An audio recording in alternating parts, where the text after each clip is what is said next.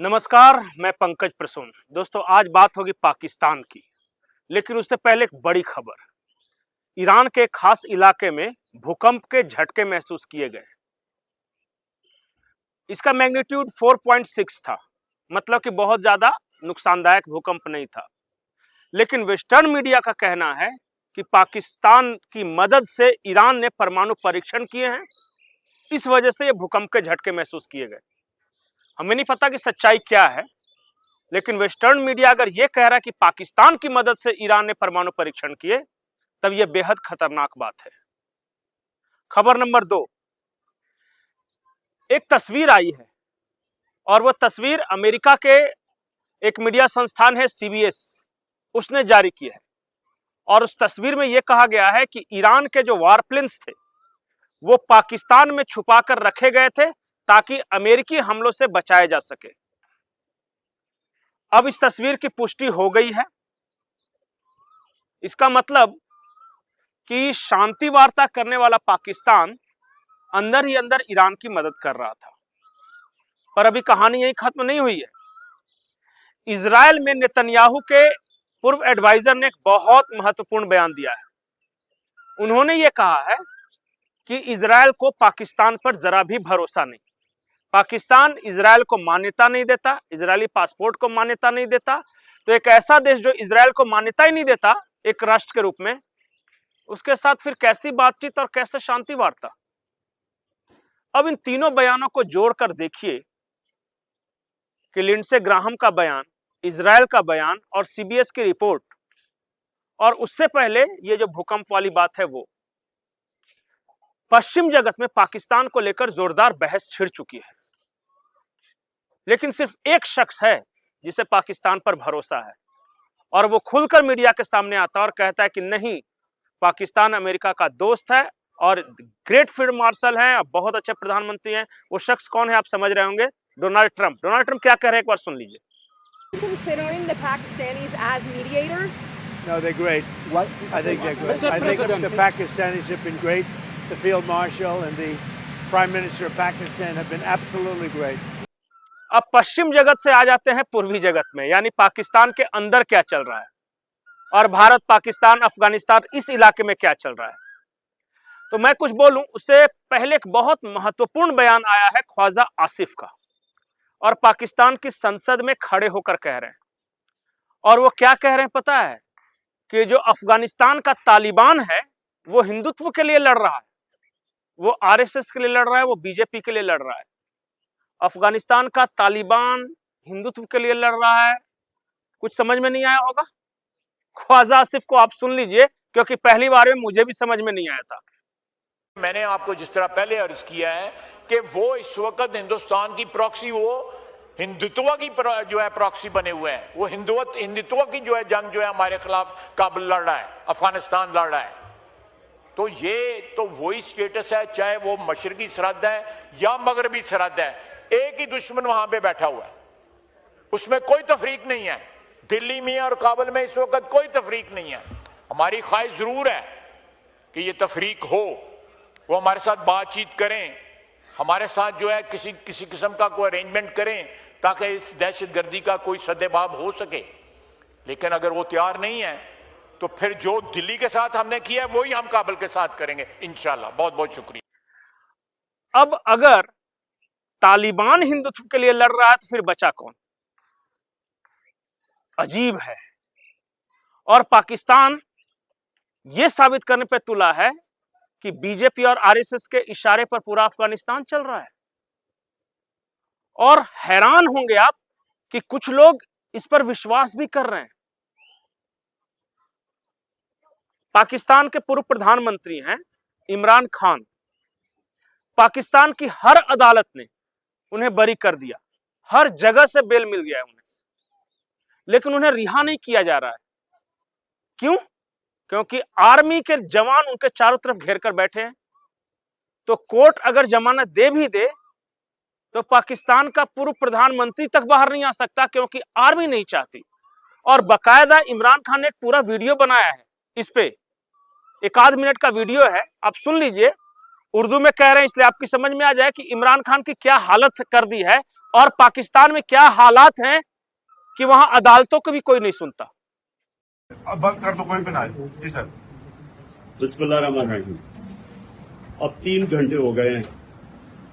3 घंटे से मुझे इन्होंने यहां रखा हुआ है अदालत के अंदर, जाने नहीं दे रहा है। कभी कोई बहाना मारते हैं, कभी कोई बहाना मारते हैं। मैं आज सारी कौम को कह रहा हूं कि अदालत ने मुझे हर जगह बेल दे दी है, मेरे ऊपर अब कोई केस नहीं है, मैं आजाद हूं। उसके बावजूद इन्होंने मुझे यहां किडनैप किया हुआ है, जबरदस्ती रखा हुआ है। मैं सारी कौम को आज ये बताना चाहता हूं कि इनकी बदनीयती है, ये फिर से कुछ करना चाहते हैं।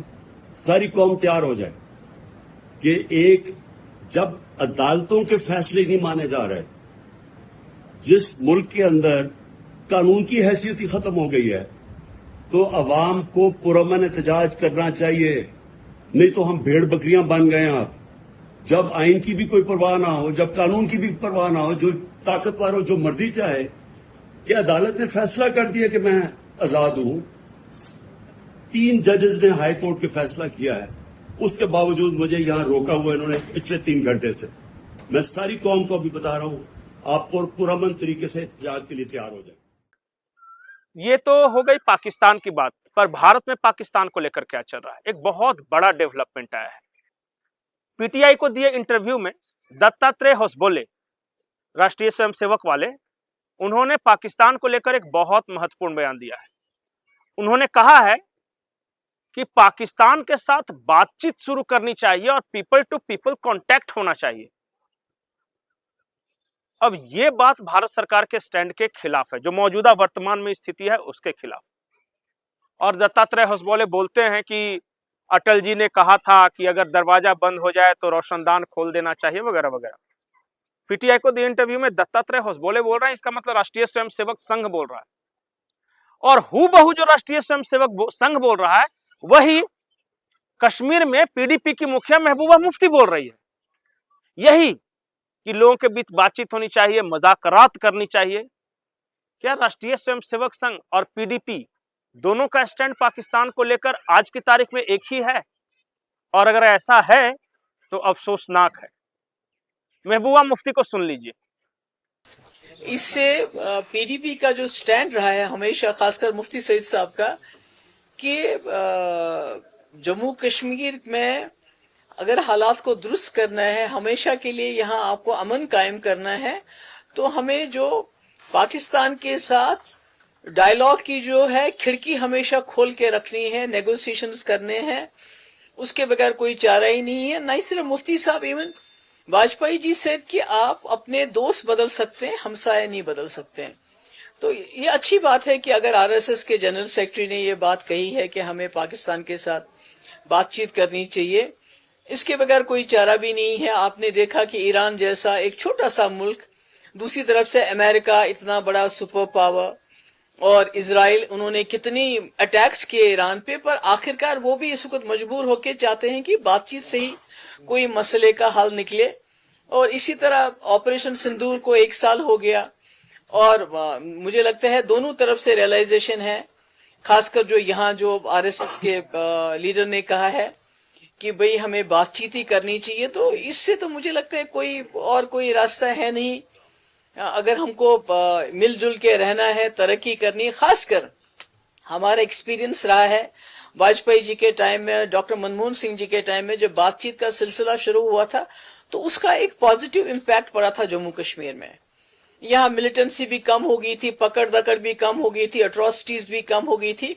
आज भी जम्मू कश्मीर में घुटन है, सर्विलेंस है, मुलाजमों को, खासकर जो कश्मीरी मुसलमान हैं, उनको नौकरियों से बरतरफ किया जाता है एंटी नेशनल के नाम पे, मकान बुलडोज किए गए एंटी नेशनल के नाम पे। हमारे इंस्टीट्यूशंस, अभी सिराजुल उलूम लेटेस्ट मिसाल है, हमारे स्कूल्स, उनको they are being shut down in the name of कि जी anti national, there is something anti national about it.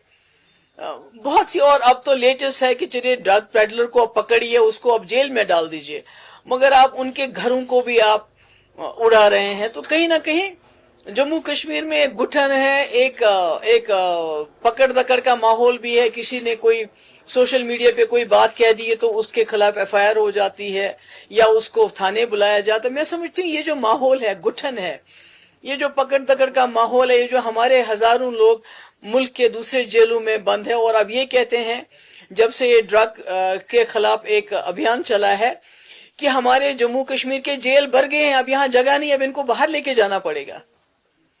तो मैं समझती हूँ कि ये खाली हर चीज के लिए पकड़ दकड़, जेल, सजा, यूएपीए, पीएसए, इसके बगैर कुछ रखा ही नहीं है। तो मुझे उम्मीद है अगर दोनों मुल्कों के बीच में बातचीत होती, जो कि मैंने सुना अभी कुछ दिन पहले रिपोर्ट्स भी आई थी कि 2-3 महीने से हमारे जो रिटायर्ड जनरल्स हैं, रिटायर्ड डिप्लोमेट्स हैं, और पाकिस्तान के जनरल और रिटायर्ड डिप्लोमेट्स के बीच में एक बातचीत का सिलसिला जो है दूसरे कंट्रीज में शुरू हो गया है। तो अगर वाकई इसको अमली जामा पहनाया जाता है, मुझे लगता है उसका जम्मू कश्मीर के माहौल पे भी एक पॉजिटिव असर होगा। दोस्तों, पाकिस्तान को लेकर नरेंद्र मोदी की सरकार का स्टैंड बिल्कुल साफ है कि खून और पानी एक साथ नहीं बह सकता। पहले तो आप आतंकवाद बंद करो, तब बातचीत होगी। ये राष्ट्रीय स्वयंसेवक संघ ने अचानक ये दूध में भंग मिलाना क्यों शुरू कर दिया, समझ में नहीं आ रहा है।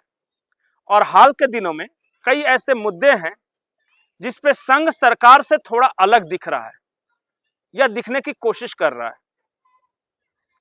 इसी से एक सवाल खड़ा होता है, क्या संघ सरकार को लेके बिल्कुल सहज है या संघ के अंदर कुछ कुछ पक रहा है। एक खबर आई है इस बीच कि 2027 के मध्य के बाद कुछ तो होगा, सरकार और संगठन में कुछ होगा, संघ संगठन में कुछ होगा, कहां होगा ये हमें नहीं पता, लेकिन संघ के तेवर कुछ ठीक नहीं दिख रहे हैं। जब सब तरफ ठीक ठाक चल रहा है, बंगाल भी जीत चुके हैं, मोमेंटम बना हुआ है, ऐसे में ठीक दत्तात्रेय होसबोले जैसा व्यक्ति अगर ये कहे कि पाकिस्तान के साथ बातचीत शुरू कर देनी चाहिए, तो अचानक लोगों के कान खड़े हो जाते हैं। आपको क्या लगता है, क्या वजह होगी? संघ संगठन में सब कुछ ठीक है, भारतीय जनता पार्टी नरेंद्र मोदी के साथ सब कुछ ठीक है, या फिर यूं ही बोल दिया क्योंकि संघ यूं ही कुछ नहीं बोलता? आपकी क्या राय है इस पूरे विषय पर? कमेंट सेक्शन में जरूर लिखें। नमस्कार।